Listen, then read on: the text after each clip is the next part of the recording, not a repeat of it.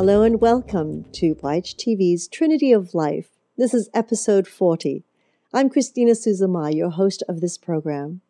Thank you so much for joining me again as I continue to explore the wonderful world of healing arts, meditation, therapies, and the many modalities of helping us find balance in our individual journeys.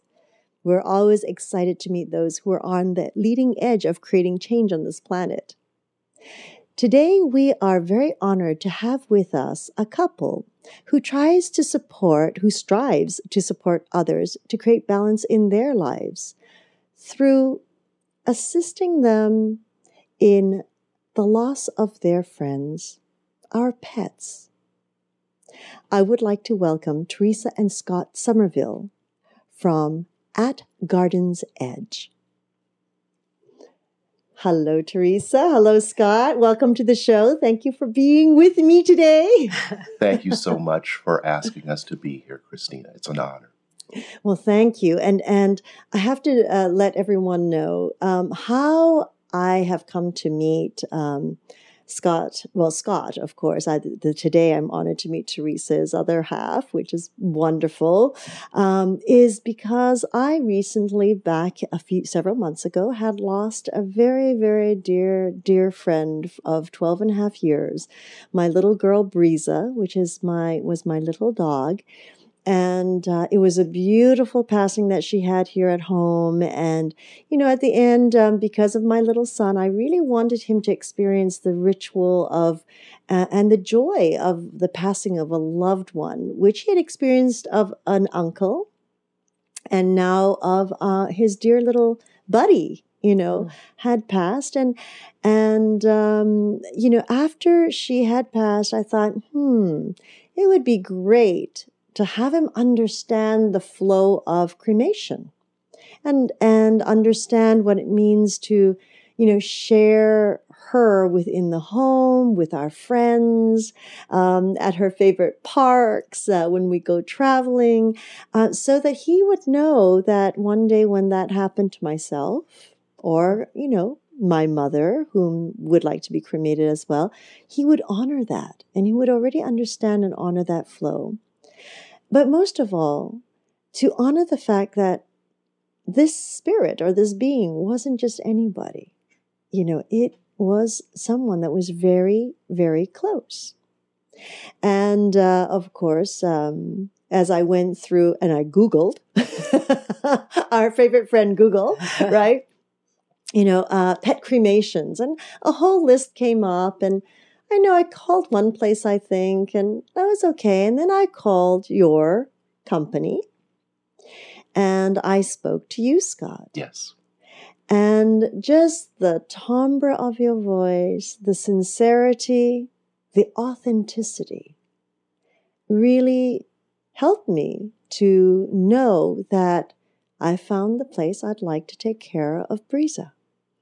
And so hence, it was a lovely experience.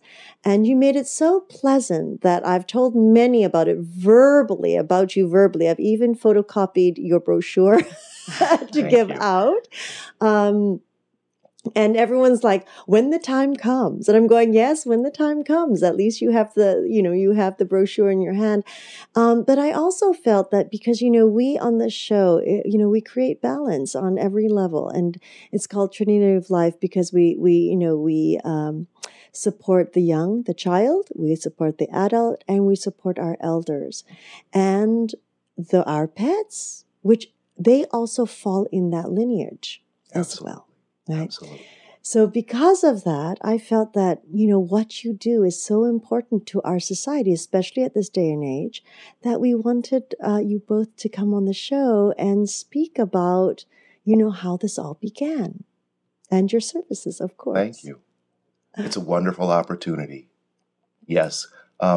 Teresa and I found a need in our community to provide a service that really was not being offered, and to provide our brothers and sisters who are pet companions, help them with closure and help them in healing after their pet passes, to be transparent and responsible and honorable in everything we do with regards to their pets. Absolutely. Mm-hmm. Now, can you tell us a little bit of your background, like what you do or what you did do for a living before you came into this business? Sure. Teresa? Yes, well, I'll start. I've always had the entrepreneurial spirit. I have been working as an interpreter in legal, in a legal background, but animals have always been a great passion to me. Mm-hmm. I have, by luck or whatever, always end up picking up the pet that needs help. I end up in neighborhoods at work that, where I would end up, running into all these animals and that were running loose or that were abandoned or hurt by the side of the road. So it has been a passion for me. I grew up in a household where we did that. All our pets had been rescues. And I understand the process of loving them, and I understand the process of letting them go. Mm. And I was not, it just came naturally. It was just one little thing that came after another. Mm. And then we purchased a house in a nearby neighborhood, and it was an unfenced yard. And the first week we were there, we became aware that we had unwittingly inherited a feral colony of cats. And there were about 20 cats. And we decided that we were going to do the very best we could for those cats. Mm. And we practiced what's known as TNR. And we trapped, neutered, or spayed and released every single cat that we could catch and trap. Wow. So that they would not return to the wild and be responsible for hundreds of thousands of more feral cats. So we began doing the trapping, neutering, and spading and releasing, and that led to dealing with pets who had been injured or were declining, or maybe they had been injured and were declining because of that. So we had to provide some sort of aftercare for them. And it was in providing aftercare for our own pets and the feral colony that we inherited that we discovered that there was a great need for a company that would provide completely private pet aftercare as opposed to the other aftercare services that were out there. We believed ourselves in conversation that we could do better. And that's what we wanted to do, was do the best we could for the pet population, but also for our community as well. So, my gosh, I mean, 20 feral cats, I can't even imagine. And we named every one of them and loved every one of them. Wow. Yeah. Wow. And so through your own experience with these cats coming into your life and so many of them and they're transitioning, I mean, this is a very, very different kind of business to get into. Yes. And it's quite a commitment. Yes. Because you're dealing, like when I go to like the mortuaries, it's tough. It's really tough what these directors and their staff have to go through because, they're dealing with people who are mourning and, majority of the time. I mean, we were delighted here. I don't know if you remember, but we're going, oh yes, look at her. She's got these little candles and, Yeah. But I know a lot of my friends who've called me in, when their pets weren't doing well and they just needed, comforting. It's a very difficult time. And here you are, you've started a business and wow, it's very different. Do you feel that you need to handle the situation the same as how these mortuaries handle when it is a person? Yes, I think that both Teresa and I believe that the pets are an integral part of the family, and they should be treated with the same deference as any human member of the family. And that's why we provide the service that we do, because we care what happens to our pets, and we care what happens to your pet. And we realized that there weren't many services that provided the same level of comfort and assurance and transparency during a really emotional and devastating time in our clients' lives. So the last thing that we would want to do in any way, shape, or form is take any advantage of anyone in that situation. So we're very, very mindful of everything that we say, every comment that we make, so as not to be upsetting in any way, not to diminish the circumstances in any way, and to be tender, and to be caring, and to be loving for our brothers and sisters. Lovely. And believe me, that's exactly what you showed.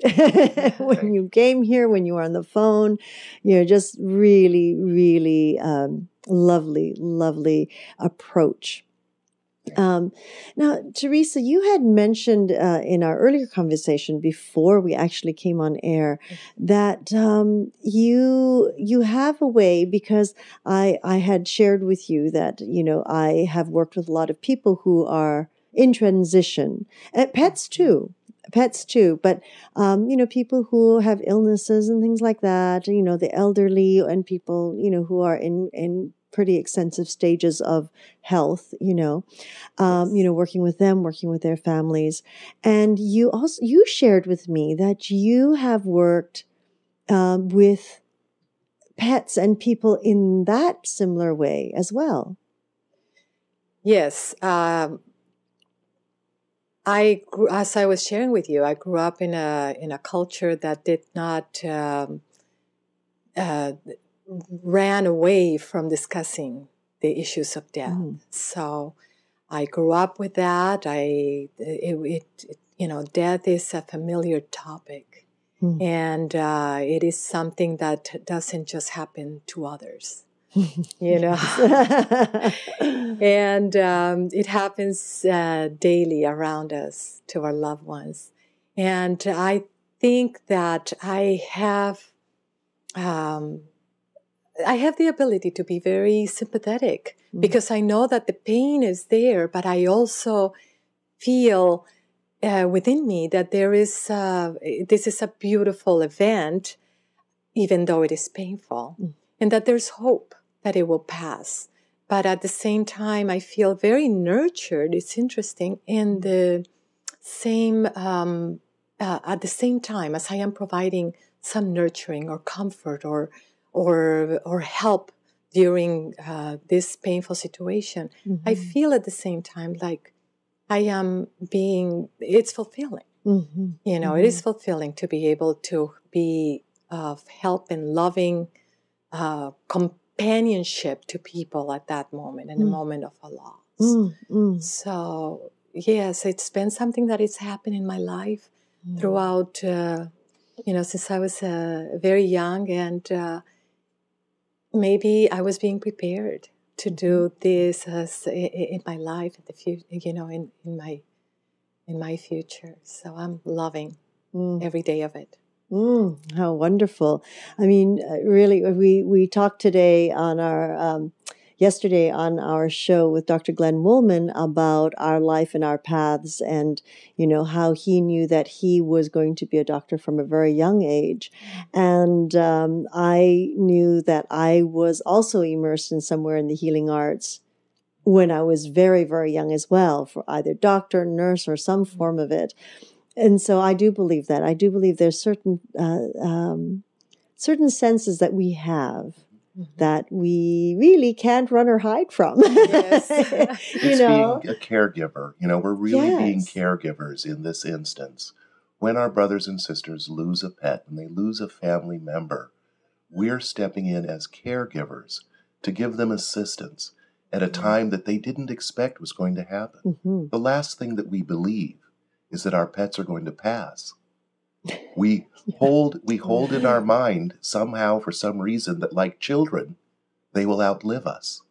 Yeah. And it's not true. Mm-hmm. So when reality does set in and people haven't anticipated the passing of their pet, it can catch them really off guard. Mm-hmm. And they can be very emotional, distraught, and now they have to make decisions about the aftercare of their pet.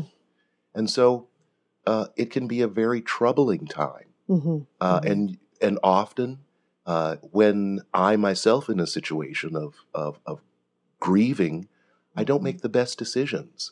And I'm open for any other input that could come in. So when I speak to a client who's contacted me and let me know that their pet has passed, I immediately empathize with them. There's a great loss in their heart. There's a great loss that's going to take place in their life. How can I ease this process for them? How can I assure them that they're giving their pet the very best aftercare that they can? How can I move them from this point of terrible anguish to reflecting about their pet in a kind way, with wonderful memories, not of sadness? That's my real joy. That's what gives me fulfillment. Taking a client from the deepest of sadnesses to some sense of recovery after their pet has passed. It's a privilege. It's really a privilege. I was a college administrator previous to this, and this is easily much more fulfilling. Oh, it's we can really feel, the joy that you both have doing this. Having you present in the room together is really lovely. Now, there are some differences that I learned about that it would be wonderful to inform our audience, which is, when we talk about cremations, which many of us encounter if we're at the vets, and this is the only thing I knew of before, which was, okay, at the vet, you've lost your pet, or they've euthanized the pet, etc., to put them out of, whatever anxiety that they're in. And I used to leave my pet there because they would take care of him, they would cremate the remains, etc. And that was it. I would just turn and walk away. Yeah. But when I did look into the fact of cremations, I came upon the differences that we can choose from. Yeah. Would you like to share this with our audience? Sure. You want to tell them what it's about? Well, that's one of those things that that we learned in the process, and pretty much what compelled us to start doing this work. And it was that after we had had a couple of pets that had passed, and we had them taken, to facilities, we found out that there were, three major differences. One is a communal cremation. That means that pets are being cremated in a bunch with others, and people do not receive their ashes back. Another way of cremation, which is the one that most companies use, and they call it individual, is compartmentalized.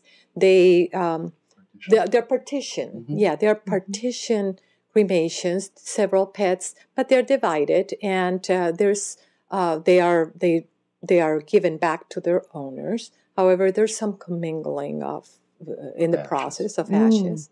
So that's the one that is most common and mostly called individual. I do not know if that is really the way it's supposed to be called, but that's the way it's called.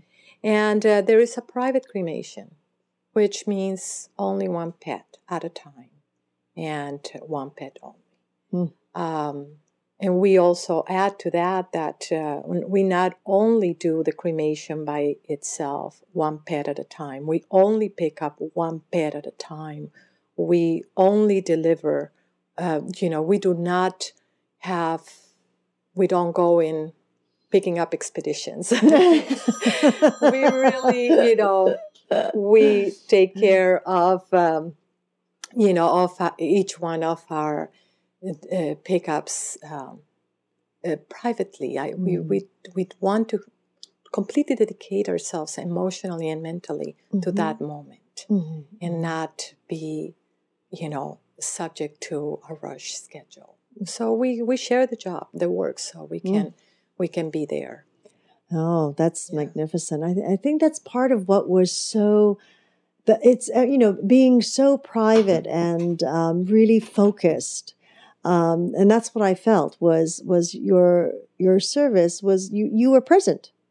You are present for us, Yes. for your clients. You are present for us. You are, and beginning all the way till the delivery, that's what I felt. I was really shocked to learn about the differences in the cremations, though.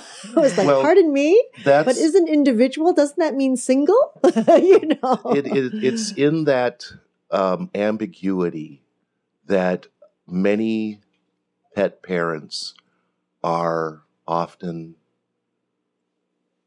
find that their expectations were unrealized. Because I think that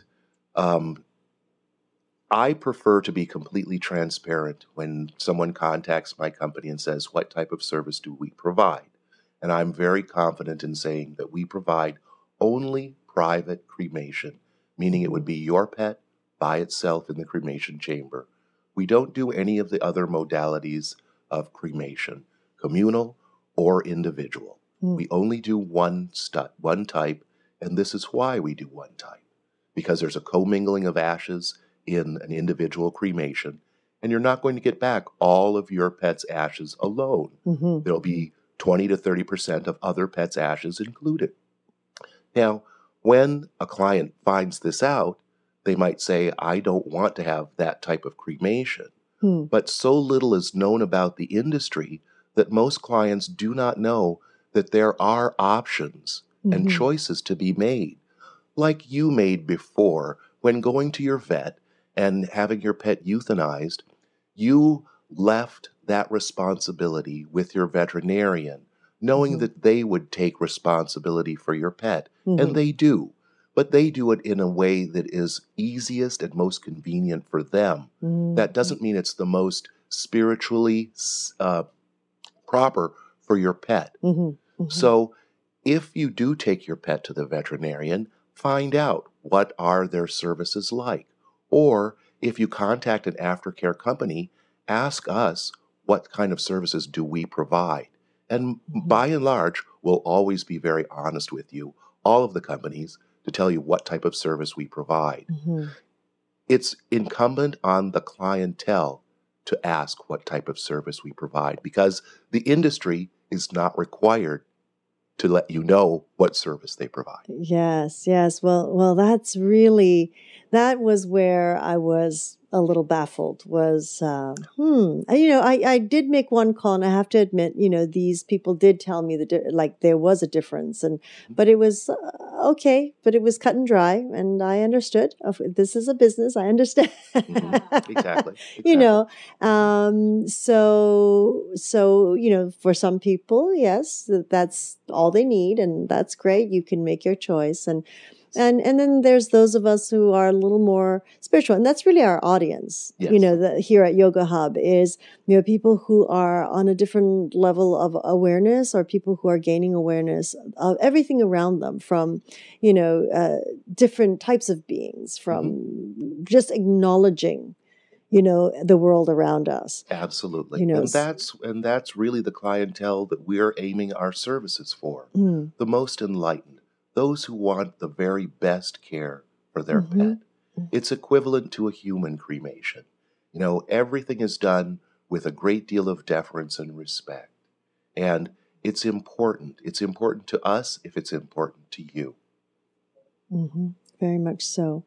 A question that I have for both of you is, some of us actually know when something's about to happen. Our pet might be very ill or, having a difficult time already, or they could be like, with some of my clients, their pet is not ill, but getting on in years, and they know that the hips are high, they're getting up a little more difficult, they're not eating as much, hey, it's aging, right? And so, they want to be prepared, of course. Now, can you give us some examples of how we can prepare? As for us as humans, we have, let's go through the will, let's go through the trust, let's go through what you'd like. You're speaking to an individual while they're still together, and no dementia set in, etc.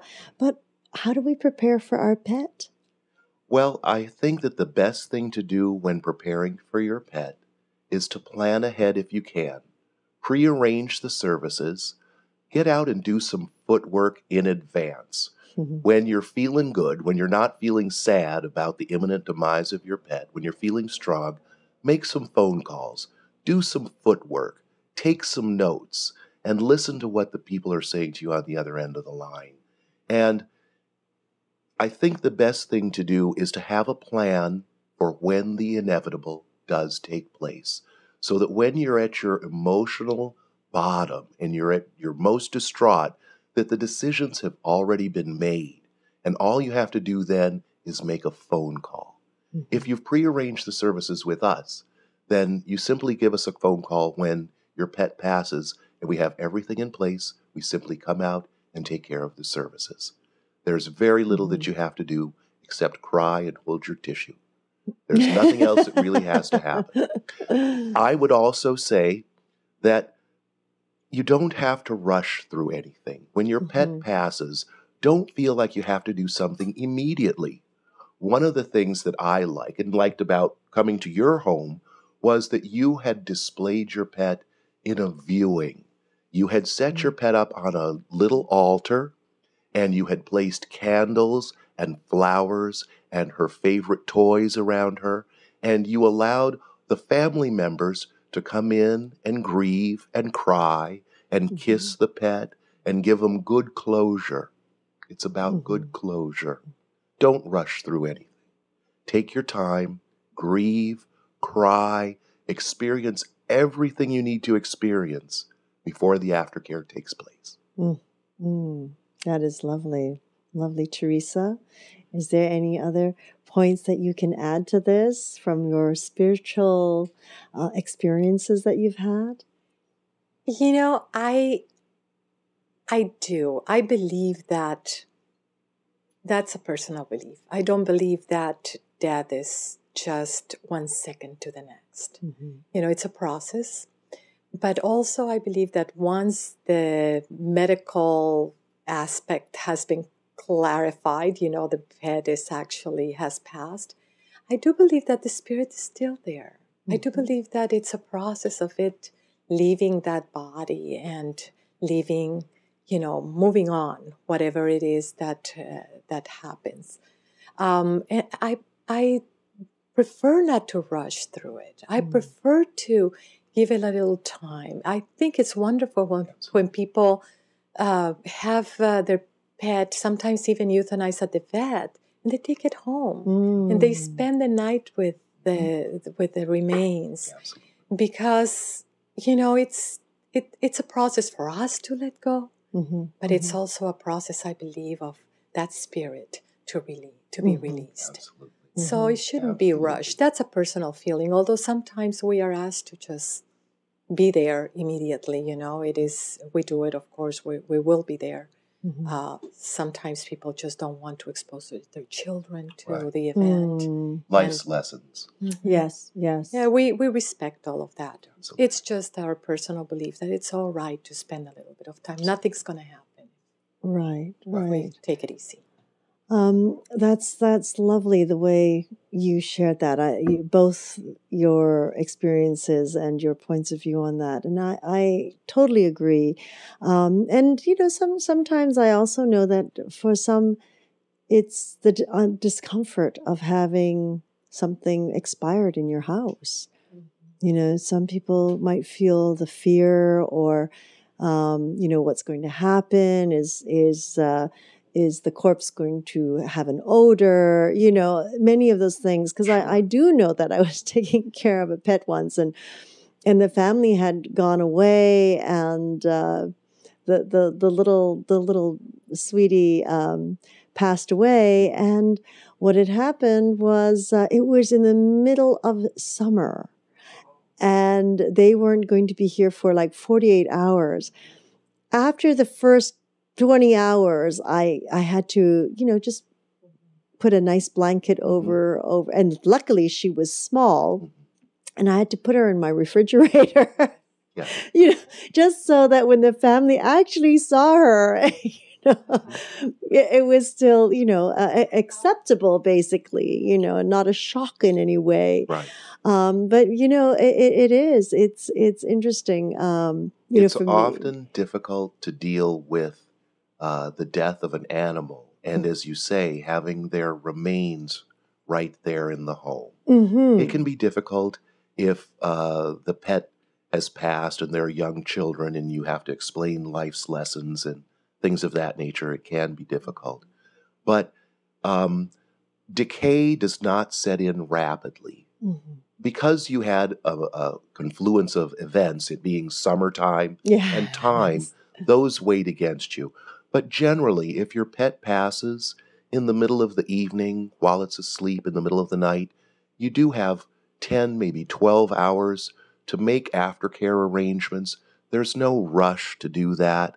So you do have some time. Mm-hmm. Yes, decay will begin to set in. I generally recommend, if a pet passes at home, that the pet owner wrap their pet in either a blanket or a large towel and keep them in the coolest place in their home. So if you have a concrete floored garage, you can move your pet into that cool space, and that will buy you some time. And that is a good, safe place to keep your pet. And then you can make the arrangements that you need to, contact the people, listen to what they're offering, and make a sound decision for your pet's aftercare. I think that both Teresa and I agree that you shouldn't necessarily feel that you have to rush to respond. You can take a little time to absorb the moment and make some good decisions. Don't be in fear and make fear-based decisions. So warm. It does. In the summertime. And you don't want to be running your air conditioner all day, especially if you're at work and things like that. So and if they don't have a cool place, is there something else you can also suggest? You can also wrap your pet in a blanket and then place them in a plastic bag. And then from your local liquor store, 7-Eleven, Smart and Final, pick up a bag of ice. And place the bag of ice atop your pet, and that will keep them cool again for many hours, even in the heat of summer. And really, it's only the really hot months of summer in August and September when it really becomes difficult. Yes. But other than that, if we have a cool evening, we're usually okay, really okay. That's so there are points. some things you can do to delay the decay. But I think that the most important thing to do is to have a plan in advance so that you don't have to use that time for making arrangements, so that you can use that time for closure, so that you can gather flower petals from your yard, so that you can light candles or incense, and so that you can have a spiritual closure with your pet. That's really what those hours are for. Lovely. So you've had people had their pet euthanized at the vet and then take the pet home. Yes. You see, I'm sure a lot of people didn't know that's a possibility. No, absolutely. You see, because again, you're not told. But we're not, if we don't, it's back to being aware and being educated, knowledge, and having knowledge to say, and the interesting thing is the vets don't say anything. No, again, it's really a very difficult time for caregivers to put in their thoughts about how to best deal with your pet's aftercare. So in the industry, whether you're a veterinarian or an aftercare, we're really reluctant to give you input on what you might want to do. It's easier if it comes from you. And I think that it requires a certain amount of strength from the pet parent to make the right inquiries. Whether it's from your vet or whether it's from aftercare, don't be shy. Don't be willing to not suss out the real important information about your pet. If you leave it to somebody else, you leave it to somebody else. So take the time when your pets are healthy, before they age, to do some footwork and find out who's going to provide you with the best aftercare for your pet. We would do the same thing for our loved ones, so our human loved ones, so let's do the same thing for our pet loved ones. Let's plan ahead, and when we plan ahead, we'll have all the information we need. And really, if you have all the information you need as a pet parent, it will aid and assist you in the closure. Closure is interrupted when you don't have all the facts, when you don't know what actually happened to your pet, when you cannot be calm in the inner recesses of your mind that you did the right thing. That's a very, very good point there. Have you run into a situation where the pets had an accident? Yes, we have. It's often very difficult. Pet accidents, pets who are hit by a car. Those are very difficult situations. Pets who are attacked by either other pets or by wild creatures, coyotes or mountain lions. Those are also very difficult. But I look at it this way. When it comes to pets who are lost by a natural occurrence, it is indeed a natural occurrence. And it's not nearly as heartbreaking as a pet who's lost by being hit by a car. Because a natural occurrence is that in nature. It would be hard to stop thunder after lightning. So if a coyote attacks a small dog, it's nature. It happened very quickly, and it's nature. And nature can be excused for its brutalities. The hardest thing is when a pet is hit by a car. Because though it's quick, it's unexpected, and it's tragic. So we are very, very empathetic for anyone who loses a pet that way. Yes, losing a pet, no matter how it occurs, is a tragic situation. Absolutely. And when you're dealing with a deceased pet, you are very invested. I mean, I totally dedicated my time to being there for my pets when they've been ill. And but I am, diabetes and lymphoma and all those things that I've dealt with. But with, and you're expecting, it's the moment is going to come. The moment is going to come where I knew where I was going to either feel comfortable to go ahead and have him euthanized at home or at the vet. My preference is at home. But, I was expecting it. It wasn't something that was sudden. So unexpected loss is the hardest. Unexpected loss is the hardest. Like anything else, But letting I think that go we suddenly. both believe that the best euthanasia is an in-home euthanasia. That our pets generally don't suffer as much anxiety when they're in their home space, in their sanctuary, with all their favorite toys, all their favorite smells. It's easier and, I believe, kinder and gentler to do an in-home euthanasia. But isn't that the same in human life?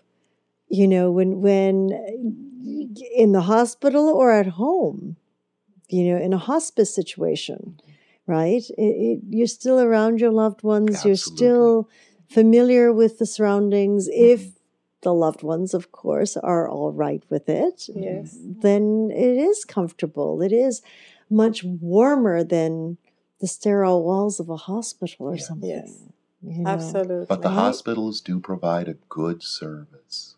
They do. And it's not, honestly, it's in every way that it's the comfort of the individual. Absolutely. No matter how Absolutely. good the service is really nothing like being in your space. Absolutely. I You know. completely agree with you. So why would it be any different for our little guys, our little four-legged friends or our birds or anything like that? It's frightening. It is right. It's frightening. And, the bed is never the favorite place for our pets to go to. They No. hate it when they're well. How can they like it when they are not feeling Absolutely. well? Exactly. So the kindest thing is to really have them, if possible. Mhm. If the moment of euthanasia is being considered, I think that doing it at home is definitely Mhm. a much kinder thing for both parts, for everyone, Mhm. for For everyone everyone involved. involved. Because euthanasia is never a decision made lightly. Mhm. It is Yes. a godlike responsibility that I have found many pet parents would rather do anything than have to euthanize their pet. Mm. Mm. But I buoy myself and I try to communicate to my clients that euthanasia is an act of love. Mhm. Your pets, our pets, have provided us with years of unconditional love. They've buoyed us when we've been sad and depressed. They've cheered us up when other experiences have left us saddened. When their time comes and they begin to decline, and they can no longer eat, they can no longer move, they can no longer pee or poop or do any of their Mhm. normal Mhm. bodily Yes. functions, and they begin to live in pain, Mhm. we have to stop that. Mhm. We cannot allow our pets to live in pain.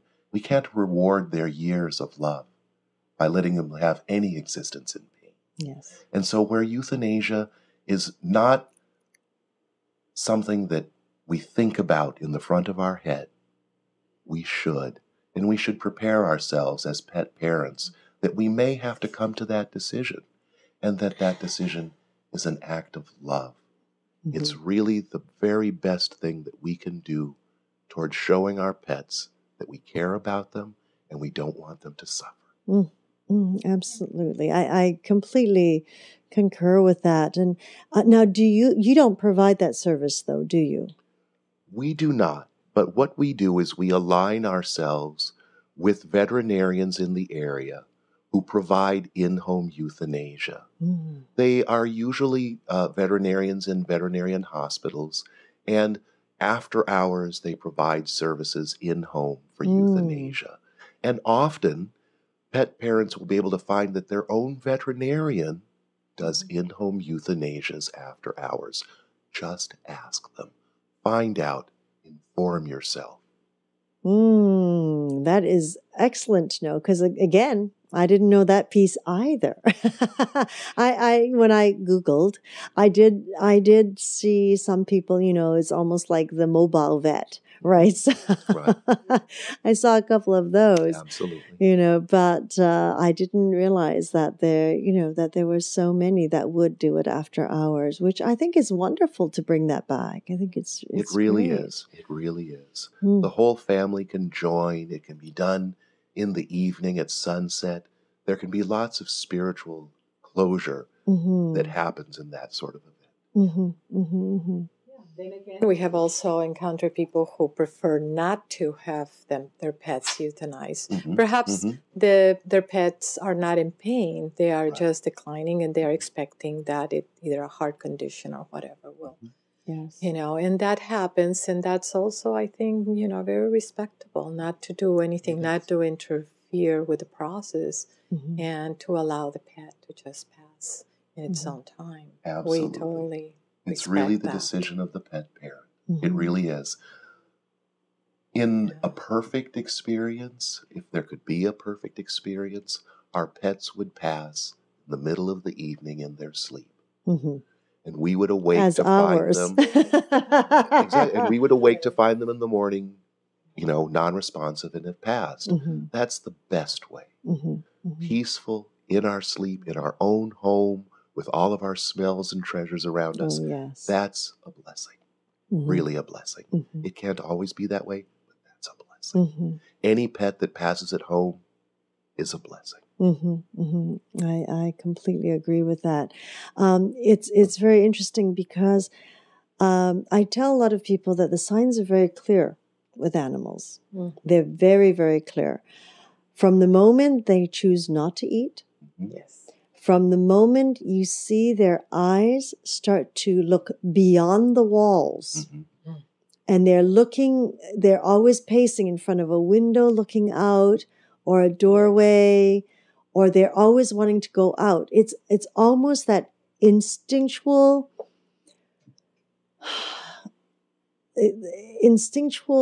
sense that they have that I am sick, I am dying, and I need to leave the pack. Yes. To go into the woods to find my place where I can die and not bother anyone else. In the pack mentality, where, cats and wolves, they come from that. That's right. That's what they do. When the sick just go off on their own, in there to the distance, they stop eating, they stop drinking, and they allow themselves to go. That's right. Very honorable. It's our domesticated ways that, oh no, you've got a heart issue. I've got to pump all this medication in you, et cetera, et cetera. It's very different. But I always tell people there are those very, very powerful signs if you choose to see them. Right. Even when they are lying in their little bed or big bed at that, Mm-hmm. and you can see the gaze change. You can actually see that they're not wanting their food. You can make them their favorite food and they'll sniff it, and it's almost like they'll honor you by taking a little nibble of it. Mm-hmm. Yes, I've seen that. It's true. Right? It's true. It does happen. And your reference to their wanting to leave the pack, often I have had people who have been house sitting or pet sitting, and as soon as the parents leave, yes, the pet feels it's okay to pass because the pack is gone. Mm-hmm. And often, at least 4 or 5 times a year, I will be called by someone who is pet sitting because the pet has passed. Oh, that poor pet sitter. Exactly, the poor pet sitter. It's a real heavy weight. Yes. But I think that's in keeping with their waiting to separate themselves from the pack, and that's when they decide to go. Mm-hmm. Absolutely. Absolutely. There are signs if you're willing to see them. However, when love is involved and a pet's involved, we're often quite blind as to what's going on with our loved ones. And it's not something that we are really trained to see. Absolutely. There is very little discussion generally. Absolutely. But it is important that we bring it up. And, I'm so grateful that you give us this opportunity to bring this up. There are some issues also when other pets live in the household and are friends with this pet, or they are companions. I think that's really one of those things that touches my heart so much, because some pet owners or caregivers take away the pet after it passes and not allowing the other pet to also have some closure. So I am very touched whenever we have gone to homes where, after the passing of the pet, they allow the other pets to just sit around. It is very interesting how if they can, they form a circle, or if it's only one, they just lie down stand next to them. And they need this moment. They need to be allowed to. They need their own closure. Absolutely. Pet companions need to be around the pet that passes. And if you separate the pet that passes from the pet companions become very irritable about it. Yes, they do. They do exhibit. They do exhibit behavior that is because they do not know. They are uncomfortable. They don't know what happened to their friend. So we've had several instances where we picked up and we see the pet friends just standing guard next to their. Yes, it is very touching. Or the pet parent will ask us, can we have the pet see the other pet? Yes. And we'll say, yes, please.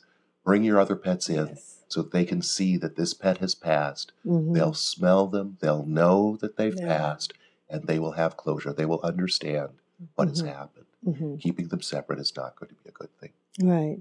Right. Everybody involved in the family, involved with the pet, needs to be there for the closure. Mhm. All of us need closure with our pets. And that's what we're providing, is a moment of closure, good, wholesome closure, so that, again, in the deepest recesses of your heart and mind, you can know that you've done the right thing. Mhm. Mhm. Mm. Oh, that's lovely. I like how you shared that extra piece about other pet companions.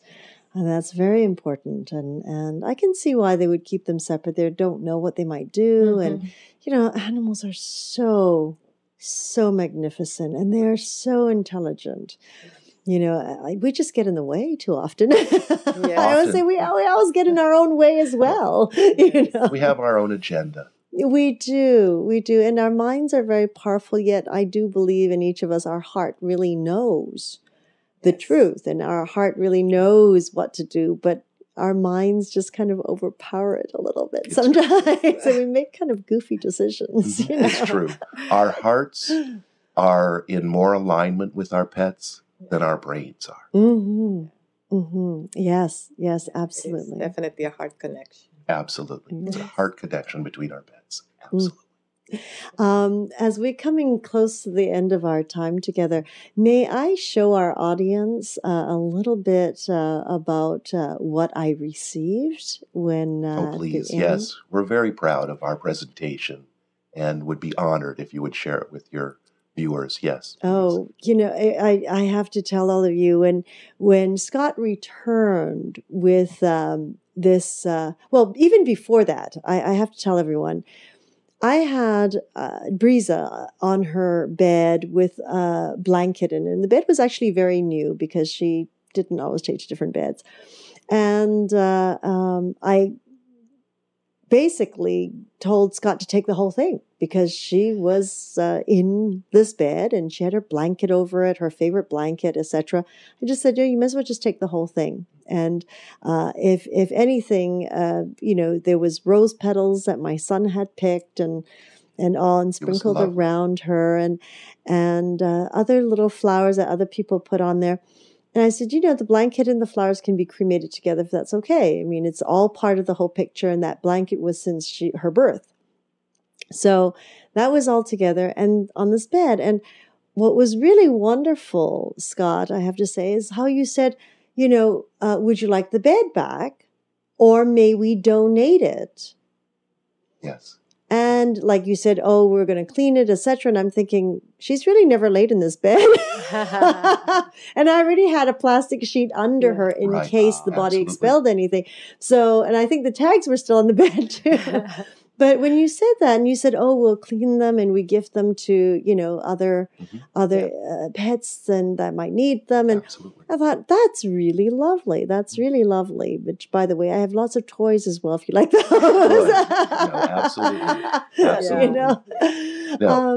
But that was all part of it. That was very moving. I have to let our audience know. And when Scott returned, a week later or so, he presented me with a lovely package. And this package, I swear to you, he's got a Japanese background of some sort, because the packaging was beautifully wrapped, and it was presented as a gift. It wasn't just, I've had other animals cremated before, and it's just there. You just get this kind of package, right, or a little satchel or something. But this was like a gift, a box that was gift wrapped, which is absolutely lovely. And I need to show, after we opened the package, which was thrilling for my son to do, of course, because it was like, she's like a big gift. And I said, yes, her spirit's a gift now. Absolutely. And in the beautiful wrapping, of course, is this lovely beautiful, almost like a cherry wooden box, if you can all see it. And I think it's quite clear on the camera that they can see that. And then when you open it, it has my little girl's name on it. And when you open it, there is a lovely, I want to do this right, little ribbon card in it. And this is a little harder to see, but on the back of it is a beautiful poem called The Rainbow Bridge, which is lovely. Look at this. I put the ribbon there, by the way. That was from the actual main wrap. Yes. Okay.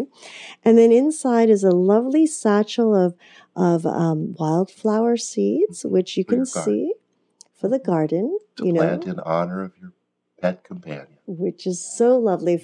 And if those of you might choose to plant the ashes there, this is so lovely to go on top, Yes. in the garden.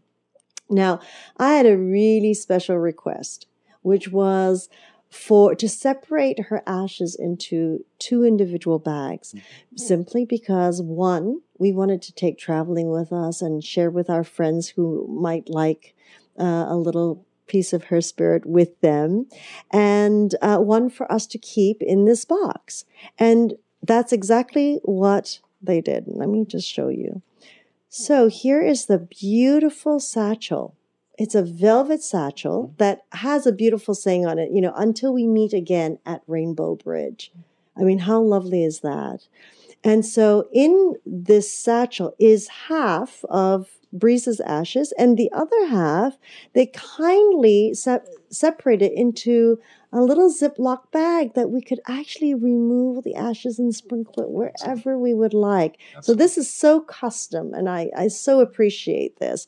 And then the one that is actually in the satchel is completely sealed. Yes, absolutely. Which is wonderful, and we can keep that around the house. So that was in the box. But with that also, they made a really lovely, for those of you who've had children and everything, you do the little imprint of your child's foot or their hand, as they're growing up. Well, we now have one of little Breeze's paw print with her name on it. I think I can show in this camera here. It's a wonderful keepsake. It's lovely. It's lovely. So these are the beautiful memorabilia of our little loved one that is part of the service. Yes, that's part of our all-inclusive package. And it's from beginning to the finish. I don't want to say to the end, to the finish. It truly was a magnificent finish. Okay, the whole experience. And I thank you both for really your love and devotion, your empathy, that you share as you go through the process. And you can really feel the joy that you hold doing what you're doing. It's really We're very proud of what we do. I think that both Teresa and I have spent every waking hour trying to figure out how we could make this package the very best package that you can receive as a pet parent. Just as you said, like a gift, it's a real remembrance. It has weight and solidity to it. It has a keepsake for the past. It has flowers for the future. It really speaks to everything that we feel is important. Absolutely. It's very lovely. Thank you. Thank you so much for giving us this opportunity to be with your guests. Well, I hope that people even in the mortuaries will learn this, to be quite honest. Now it's, maybe you've set a trend here, but I will definitely share this with so many out there. And of course, my own clients can actually see, feel, and touch, what is happening here. But it is so lovely. Your honoring of our little friends is really, really lovely. And I thank you both very much for this magnificent service that you've created. It's a privilege. Thank you, Christina. It's really an honor to be with you today. Thank you so much for the opportunity. Thank you. Is there anything that you'd like to share? Any one last thing that we might not have covered that you might like to share with our audience? Well, I do, I would like to share that part of the work that we do has to do with raising funds to help animals in need. So that is something that we do. A portion of our profits goes to helping pay for veterinary care, or simply when we know of an animal that is in need somewhere else, an elderly person that cannot afford food for their pets, we try to use this funds that we raise, and that's So part of our. we're accepting donations. We have a website, and there is a button on our website if you would like to donate. Yes, as Teresa mentioned, a portion of our profits go reinvested into our pet rescue arm of the organization, and we are always actively seeking donations for pets that need TNR service, trap and release service, and also for those who in our community have come on hard times and still want to be with their pets and need a little bit of assistance. So we would like to consider this as a place where all pet parents can come and donate funds or get information about aftercare for the well-being of our pets and the well-being of ourselves. That's it. That is it. Oh, wonderful. Well, I'm so glad that you shared that with us. That portion I didn't know. So much for my research. Yes. It's actually, we really just started it up in the last a couple of months. Teresa's been working very hard on getting the donations and the fundraising working so that we can provide services for the rest of our community, so that we can provide support and good services for our community. Wonderful. Wonderful. Well, thank you for sharing that very important piece of information there. Yes. Thank you. Yes, because we do know all around Los Angeles there are so many pets around, or that strays, etc. Ferals that need feeding. Yes. Absolutely. Yes. Absolutely. Oh, good. Thank you so much to both of you. Thank you for honoring our community.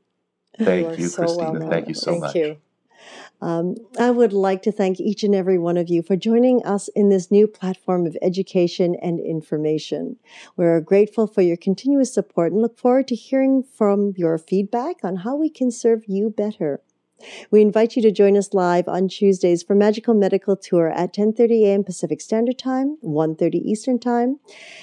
Wednesdays for Trinity of Life at 11 a.m. Pacific Standard Time, 2 p.m. Eastern Time, followed every other week with Flowing into Awareness with Anatara.